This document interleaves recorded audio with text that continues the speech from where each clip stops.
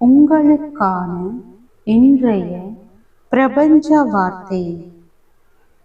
தன்னுணர்வு. ஆழ்மனதின் சக்தியை பயன்படுத்த தொடங்க முதலில் நம்மை நாமே அறிய வேண்டும். என் வலிமை என்ன, என் பலவீனம் என்ன, என் உண்மையான விருப்பம் என்ன என்று கேட்பது முக்கியம். தன்னுணர்வு இல்லாமல் வாழ்பவர்கள் பிறரின் கருத்துக்களால் பாதிக்கப்படுகிறார்கள். ஆனால் தன்னுணர்வு உள்ளவர்கள் தங்கள் பாதையை தெளிவாக பார்க்கிறார்கள். தன்னுணர்வு தெளிவாக இருப்பவர்கள் மட்டுமே உயர்வை அடைவார்கள். தன்னுணர்வு தெளிவாக உள்ளவர்களால் மட்டுமே பிரபஞ்சத்திடம் எதையும் கேட்டு பெற்றுக்கொள்ளவும் முடியும்.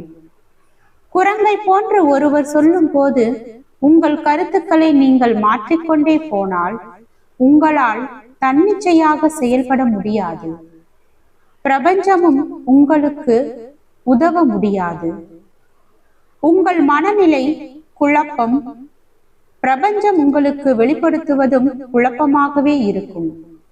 எனவே தெளிவாக தன்னுணர்வு வெளிப்படுத்துபவர்களாக தனித்துவமாக செயல்படுங்கள். தனித்துவமான மனிதர்களாக மாறுவீர்கள். வாழ்க வளமுடன்.